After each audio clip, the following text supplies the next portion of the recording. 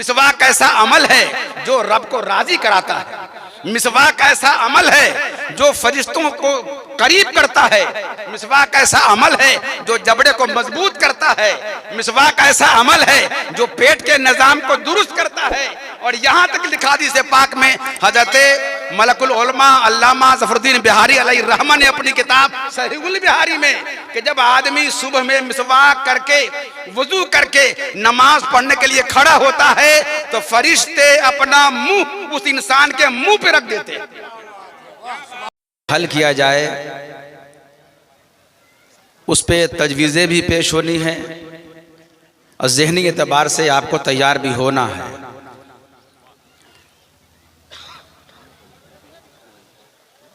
आखिर ऐसी कौन सी ज़रूरत पड़ी कि इदारे शरिया को इस्लाह मुआशरा की तहरीक चलानी पड़ी। तो इकबाल ने कहा था, दिले बीना भी कर खुदा से तलब, दिले बीना भी कर खुदा से तलब, आँख का नूर दिल का नूर नहीं। मसाइल सामने होते हैं, आदमी को नजर नहीं आता। परेशानी है मगर परेशानी का सबब क्या है सामने मगर नजर नहीं आता। आज़ादी के बाद मुसलसल इस्लामी शायर खतरे में पड़ते चले गए। मुसलमानों के हुकूक गसब करते चले गए। लेकिन हमने कभी संजीदगी से ये जानने की कोशिश नहीं की कि आखिर कमी हमारे अंदर कहाँ है कि हमारे हुकूक सल्ब किए जा रहे हैं, हमारे हुकूक छीने जा रहे हैं। इतनी बात जहन में रखिएगा, जो लोग आज के दौर में मोबाइल चलाते हैं, कंप्यूटर चलाते हैं, उन्हें यह बात बखूबी समझ में आती है कि वायरस से बचाने के लिए लैपटॉप में, कंप्यूटर में एंटीवायरस डालना पड़ता है। ये है इसलिए कि वायरस कभी खत्म नहीं होगा, बल्कि ज़माना आगे बढ़ता जाएगा, मसाइल आगे बढ़ते चले जाएंगे, वायरस भी नई नई सूरतों में सामने आता जाएगा। यही वजह है कि एंटीवायरस कोई एक नहीं है, दर्जनों तरह के एंटीवायरस मौजूद हैं हमारे दरमियान, हमारे मुल्क में भी। कभी किसी को इस्तेमाल किया गया होगा, लेकिन आज जो सबसे ज्यादा पावरफुल होगा उसे इस्तेमाल करेंगे। क्यों? इसलिए कि खतरा वायरस का है। जब तक खतरा वायरस का रहेगा, एंटीवायरस की जरूरत रहेगी। मर्ज भी वही हमला आवर होता है जिसका जिस्म कमजोर होता है, और मर्ज भी वही जगह बनाता है जहां वो जिस्म के अंदर कमजोरी भांप लेता है। वरना हमले तो जवानी में भी होते हैं। अमराज के हमले तो जो ताकतवर इंसान है उन पर भी होते हैं, लेकिन वहां चूंकि अंदर कुव्वते मुदाफत ज्यादा होती है, मुस्तहकम होती है, इसलिए मर्ज वहां कामयाब नहीं हो पाता, मर्ज लौट जाता है। मगर वही मर्ज जब बुढ़ापे पे हमला आवर होता है तो वहां वो जगह बना लेता है। क्यों? इसलिए कि अब उस इंसान के अंदर कुव्वते मुदाफत कमजोर पड़ गई है। तो जब अंदर ताकत कमजोर पड़ती है तब मर्ज हावी होता है। अंदर अगर मजबूत है तो मर्ज जगह नहीं बना पाता, मर्ज इंसान पर हावी नहीं हो पाता। ऐसे ही जब तक मुसलमानों के अंदर रूहानी कुव्वत रही, ईमानी कुव्वत रही, अमली जज्बा रहा, उस वक्त तक दुनिया की कोई ताकत उन पर असरअंदाज नहीं हो सकी। सबने हमला आवर होना चाहा, लेकिन वो ताकत कमजोर पड़ गई हमारी ईमानी ताकत के आगे। वो दौर था जब हमने हवा पे हुकूमत की थी, वो दौर था जब हमने दरिया पे हुकूमत की थी, वो दौर था जब हमने जमीन पे हुकूमत की थी। आज वो दौर है कि हम हवा की जद में हैं,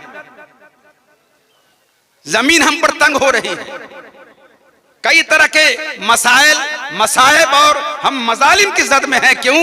इसलिए जद में है कि जो हमले कल होते थे वो आज हो तो रहे हैं, मगर जो कुव्वते मुदाफत कल उनके अंदर थी आज हमारे अंदर नहीं है।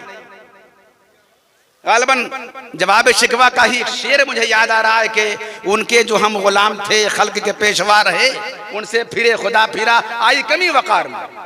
गालिबन उसी का शेर है। तो अगर वाकई आप ये चाहते हैं कि ये जो आज हमारी हालत है ये हालत खत्म हो जाए, हम फिर तवाना हो जाएं, तंदुरुस्त हो जाएं, मजबूत हो जाएं, मुस्तहकम हो जाएं, जो मसाइल हमारे सामने हैं वो खत्म हो जाएं, ये तब मुमकिन है जब आप सही माने में मोमिन कामिल हो जाए। मगर ये बहुत मुश्किल मामला है, इसलिए कि दो ही ताकत तो है, एक रूहानी ताकत है, एक नफसानी ताकत। रूह की ताकत कमजोर पड़ गई है, नफ्स की ताकत गालिब आ गई है।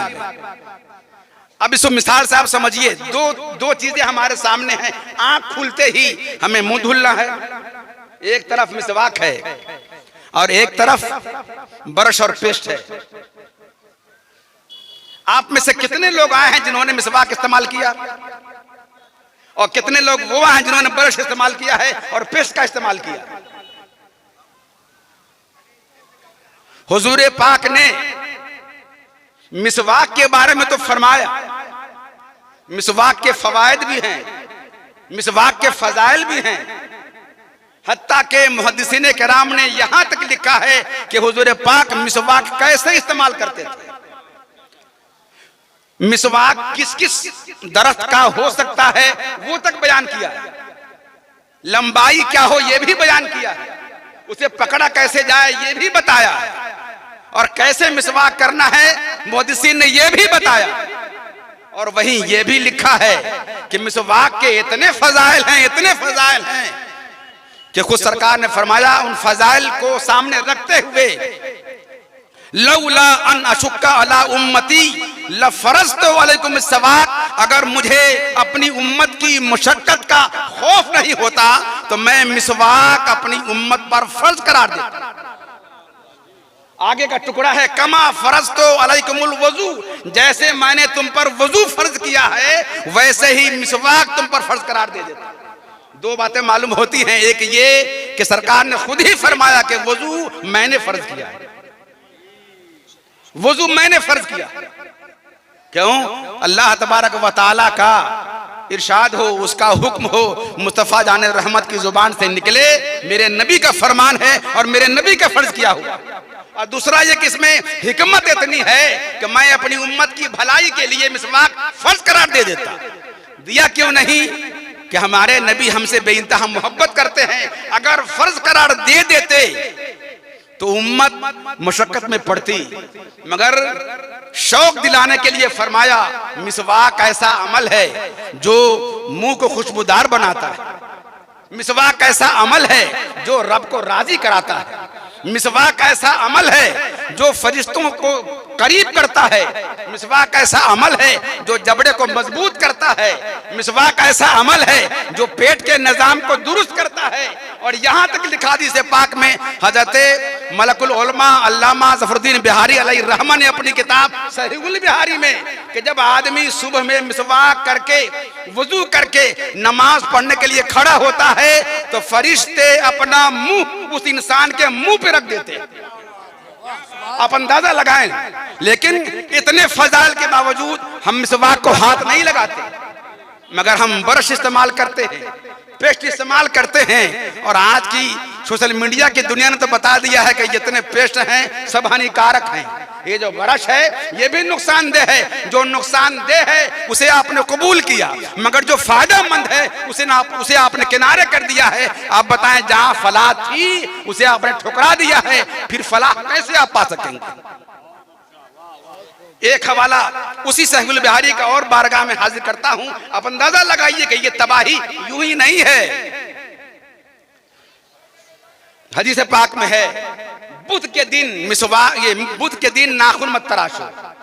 और एक लफ्ज आया है यमुस सब्त का भी, शनिचर के दिन का भी, बुध का दिन भी है और शनिचर के दिन भी है। उसमें है कि तुम बुध के दिन, इसमें कई रिवायतें हैं, बुध के दिन नाखून मत तराशो, हजामत मत बनवाओ, बाल मत कटवाओ, चेहरे मत बनवाओ, खत मत बनवाओ बुध के दिन। एक बुजुर्ग हैं, बुध का दिन था, उन्हें हाजत हुई कि मैं अपना खत बनवाऊं। उन्होंने अपने खादिम से कहा कि जाओ हजाम को बुला के लाओ।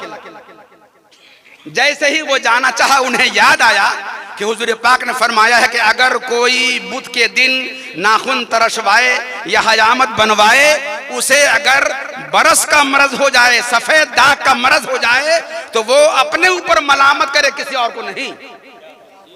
यानी उस दिन ऐसा करने से सफेद दाग का मरज होता है, अगर ऐसा हो जाए तो तुम जिम्मेदार हो, कोई और नहीं। उन्होंने अपने खादिम को रोक दिया, रुक जाओ। लेकिन फिर ख्याल आया कि अरे ये हदीस पाक तो ज़ईफ है। बुजुर्ग थे, मगर ज़ईफ का मतलब ये बता रहा है कि उस दौर के बुजुर्ग भी वो होते थे जो पढ़े लिखे होते थे। उस दौर के अहले खानका भी अहले इल्म होते थे। ये सही है, सही ले जात ही है, सही ले गैर ही है, हसन ले जात ही है, हसन ले गैर ही है, ज़ईफ है। ज़ईफ की इतनी अक़साम और भी हैं। उन्होंने अपने इज्तिहाद से ये सोचा कि हदीस ज़ईफ है, इस पे अगर हम अमल कर लेते हैं तो कोई मजाका नहीं है। ये सोचकर आपने फिर भेजा अपने खादिम को कि जाओ बुला के ले आओ, ज़ईफ हदीस है। उन्होंने बुला लिया, हजाम आया, इन्होंने अपना खत बनवा लिया, नाखून तरशवा लिया। जैसे ही आपने ये काम किया, उन्हें सफेद दाग का मरज हो गया, उन्हें बरस हो गया। अब वो परेशान हुए, बेकल हुए, रात में लेटे। जैसे ही रात में लेटे तो ख्वाब में हुजूर पाक के दीदार से मुशर्रफ हुए। आप ये सोच सकते हैं कि एक आदमी ने तो हुजूर पाक के फरमान के खिलाफ काम किया था, फिर हुजूर ख्वाब में कैसे आ गए? तो उसका जवाब मुहद्दिसीन कई तरह देते हैं। एक ये कि बुजुर्ग थे, एक सुन्नत उनकी छूटी थी जो वाजिब नहीं थी, वाजिब नहीं थी। उन्होंने इज्तिहाद से ऐसा किया था, इसलिए कोई बहुत बड़ा जुर्म नहीं था। हुजूर पाक ने ख्वाब में नवाज दिया। दूसरा जवाब ये भी है, ख्वाब में आए इसलिए ताकि ये बताएं, जो जवाब आपने फरमाया ये बताएं। क्या बताएं? जैसे ही ख्वाब में देखा, इन्होंने शिकायत की, या रसूलल्लाह मुझे तो बरस का मरज हो गया है, मुझे सफेद दाग का मरज हो गया है। तो आपने फरमाया कि मैंने तो मना किया था कि बुध के दिन ये काम मत करवाओ, तुमने किया क्यों? तो उन्होंने दलील दी कि हुजूर मैंने सोचा कि ज़ईफ हदीस है, इसलिए मैंने अमल कर लिया। तो आपने फरमाया कि ज़ईफ देखा, ये न देखा कि फरमान मेरा ही है, फरमान तो मेरा ही था, ये क्यों नहीं देखा? हाँ, रिवायत ज़ईफ थी। हदीस ज़ईफ रिवायत ही की बुनियाद पे होती है।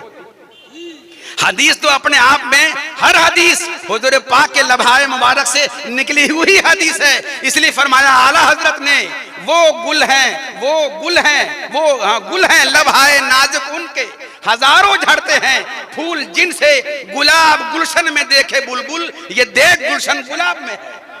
तो सही हदीस हो, हसन हो कि ज़ईफ हो, हदीस पाक निकली हुई मुस्तफा जाने रहमत के लम्हाए मुबारक से। तो ये देखा कि ज़ईफ है, ये ना देखा कि फरमान मेरा ही है। सरकार को प्यार आया, उन्होंने वादा किया, या रसूलल्लाह अब ऐसी गलती कभी नहीं होगी। तो हुजूर पाक ने अपना दस्ते शिफा उनके जिस्म पे फेर दिया। उसी बात में ये भी अपना दस्ते शिफा उनके बदन पे जैसे ही फेरा, वो पहले की तरह सेहतमंद हो गए और मर्ज से शिफायाब हो गए। इस रवायत को बताकर मुझे आपसे अर्ज करना है, जब एक ज़ईफ हदीस पर अमल नहीं करने की वजह से कोई किसी मर्ज का शिकार हो सकता है, ये सुन्नत मुअक्कदा नहीं, वाजिब नहीं, फर्ज नहीं, गैर मुअक्कदा है, सरकार का फरमान है। उसकी खिलाफ वर्जी से आदमी अगर आजमाइश में मुब्तला हो सकता है, अमराज का शिकार हो सकता है। तो हम आप अंदाजा लगाएं, हमने हुजूर पाक की कितनी सुन्नतें छोड़ी, कौन सुन्नत मुबारक है जो हमारे अमल में है। जब एक सुन्नत छोड़ने से ये वबाल आदमी की तरफ मुतवज्जे हो सकता है। हमने इतनी सुन्नतें छोड़ी हैं, आखिर वबाल कहाँ जाए, परेशानी किधर जाए, अमराज किधर जाए। आज आलम यह है कि एक दो जख्म नहीं, जिस्म है सारा छलनी, दर्द बेचारा परेशान है किधर से निकले। लिहाजा आप अगर चाहते हैं कि ये अमराज आपके दूर हो जाएं, घर की मुसीबतें आपकी दूर हो जाएं, घर से बीमारियां दूर हो जाएं, घर में टेंशन खत्म हो जाए और अमन और आश्ती का माहौल आपके घर के अंदर भी हो जाए और पूरा समाज इस्लामी गहवारे में आ जाए, आपने अगर ये अहद कर लिया, ये सोच लिया और इसको अपने अमल का हिस्सा बना लिया, तो आप यकीन जानिए कफस की तीलियों से लेकर शाखे आशिया तक है, मेरी दुनिया यहाँ तक है और मेरी दुनिया वहां तक है। आप ये कहने के हकदार हो जाएंगे और उस मंजिल में आ जाएंगे कि यकीनन जो आपकी अजमत रफ्ता थी वो लौट आएगी। मगर इसके लिए जितने इदारा शरिया के वो जो एजेंडे हैं, उन तमाम एजेंडों को महज लफ्जी बाजीगरी मत समझिए, ये लफ्जी नारे मत समझिए। हर एक एजेंडा ऐसा है जो आपका अपना मसला है। फर्क इतना है, मसला आपका था मगर सोचा इदारा शरिया ने, मसला आपका था मगर उस मसले को हल करने के लिए गाज़ी मिल्लत आगे बढ़े हैं। परेशानियां और मसाइब आपके थे मगर उसको हल करने के लिए ये सारे के सारे उलमाए किराम आपके सामने आए हैं। गुजारिश ये है कि इनकी अपील को, इनकी बात को ज़हन में रखिए, दिल के तख्ते पे उसे नक्श कीजिए और आज से यह अहद कीजिए कि इंशाअल्लाह रहमान जो पैगाम यहाँ से हमें मिलेगा हम उस पर अमल करेंगे। आपने अगर ऐसा कर लिया तो इंशाअल्लाह रहमान आज ही से हमारे हालात बदलेंगे। खुदा करे कि ये दिन आए, हम अगर बदलेंगे, हमारा घर बदलेगा, घर का निजाम अगर बदलेगा तो उससे समाज में तब्दीली आएगी और अगर समाज बदल गया तो एक ऐसा नजारा हमारी निगाहों के सामने होगा जो हमारे मुल्क के मफाद में होगा, हमारे मजहब के मफाद में होगा और यहाँ के सारे रहने वालों के मफाद में होगा। अस्सलामु अलैकुम व रहमतुल्लाहि व बरकातहू।